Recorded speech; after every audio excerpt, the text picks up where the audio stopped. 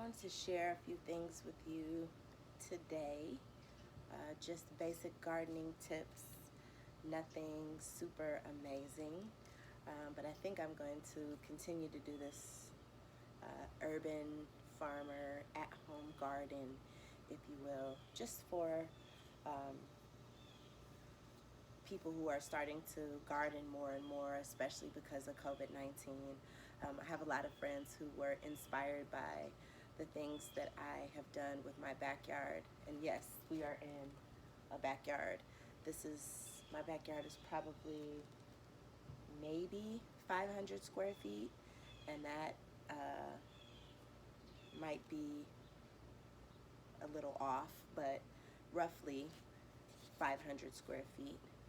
So I thought I'd just share a few things. First, I'll just tell you what I have. I have 5 blueberry bushes, 2 pear trees, um, maybe 5 or 6 bushels of lavender. I have potatoes, yams, purple peppers, green peppers, cabbage, collards, tomatillos, strawberries, blueberries, raspberries, beets, um, a kale bush that I'll be happy to share with you all later, roses, and I just planted some morning glory. So this is like my first time kind of experimenting with seeing how it grows and how it moves around. So far the leaves are very beautiful.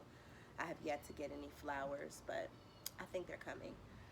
What else do I have? I have Swiss chard, spinach, a wide variety of tomatoes. I have Big Beefy, chocolate cherry, cherry pear or pear cherry, I'm not sure of the name. And of course, I have to have the regular cherry tomatoes as well. So those are just a few of the things I think that I have. I have some herbs um, that are growing as well. But those are the things that I have um, growing this year. This probably will be my most fruitful year. Um, Last year was pretty damn good, but this year I think will be my most fruitful year. Things are so lavishly green and beautiful around here, and because I have planted a lot of things that go together or that grow together, I haven't been plagued with a lot of pestilence, which I'm excited about. I did have a little Japanese beetle infestation, and I got the Japanese beetle bag, and there's about 2 inches of dead Japanese beetles in there. But those are from the grubs that are in the soil. So this year I turned over more soil, so therefore I'm going to get more beetles, I would think. But so some of the tips before I go on my long tangent here. Some of the tips that I would suggest is start with a bucket plant. Um, this is potatoes, and you literally can take a 5-gallon paint bucket. Obviously, you want to make sure it doesn't have any paint in it, or it didn't have any paint in it. Drill some holes around the sides and bottoms. The holes. I usually do, if I'm only going to drill them on the sides, then I'll do every 2 inches or maybe 3 inches around. If you're going to drill a big hole in the bottom, then maybe you don't need as many, but I like to have mine around the sides opposed to the bottom.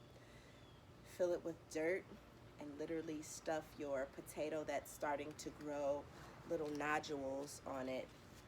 Stuff it in the dirt, wait a few weeks, water it regularly. You can even put it outside, and boom, you'll have potatoes that are multiplying soon. And one of the reasons why I like to recommend, there's a wasp in the garden, so I try to watch when I see them.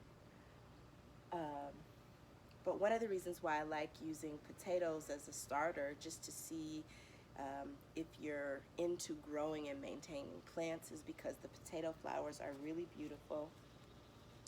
Um, Change the direction of the camera here. And you can see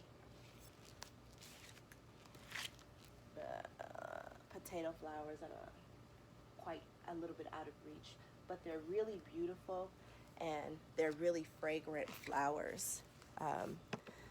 So I would definitely recommend using the potatoes as a beginner plant. So stuff the potato with the nodules in the dirt, wait a few weeks, and you'll have some sprouts of green. And I also like the potatoes because deer don't really bother them. The rabbits don't really bother them as well. So you'll be sure to get some potatoes from your single tuber that you've started. You can do the same thing with yams, although yams need a little bit more room. You can also do the same thing with those small rustic potatoes. That's actually what's in here, is the small rustic potatoes. And what happens is when the potatoes are ready to be picked, they will let you know by the leaves turning yellow. So once the leaves begin to yellow and wilt and almost look as if the plant is dying, that's when they're ready to be picked. And what I would recommend is definitely put some gardening gloves on and dig in that dirt, and you'll be able to find the most soft, tasty potatoes that you'll ever have eaten. If you're, I'm going to pick something from my garden, but if your plants happen to do, your potato plants happen to do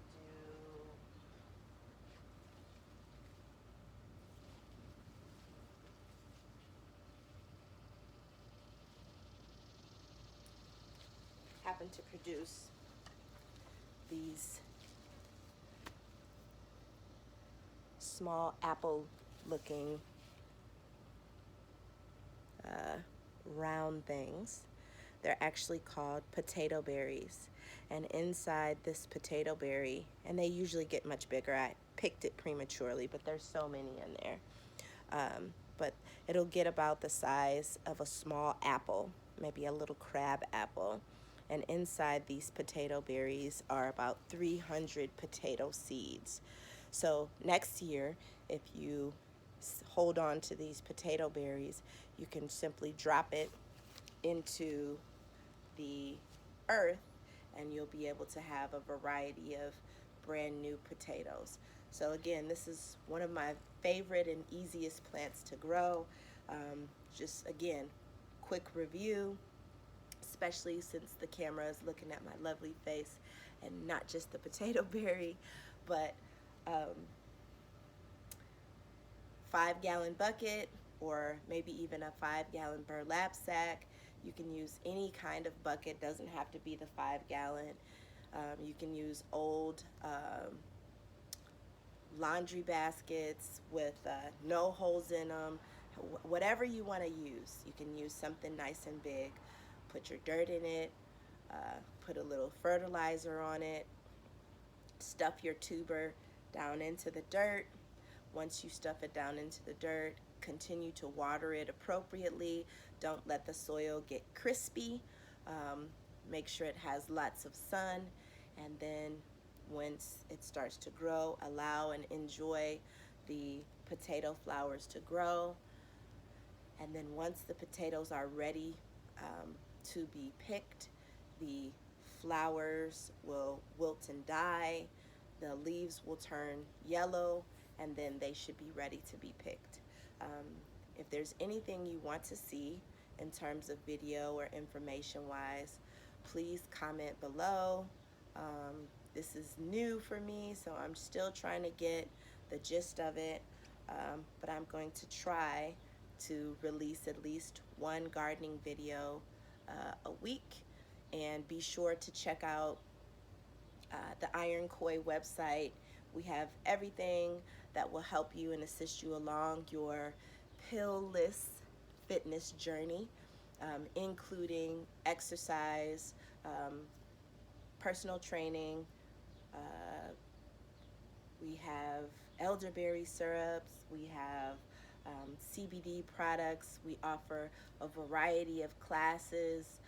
Check out one of our instructors' classes, and we'll be happy to see you. And because we are still currently in the pandemic, be sure before you enter, you wear your mask, stay safe, wash your hands, and love yourself. Have a great day. Bye.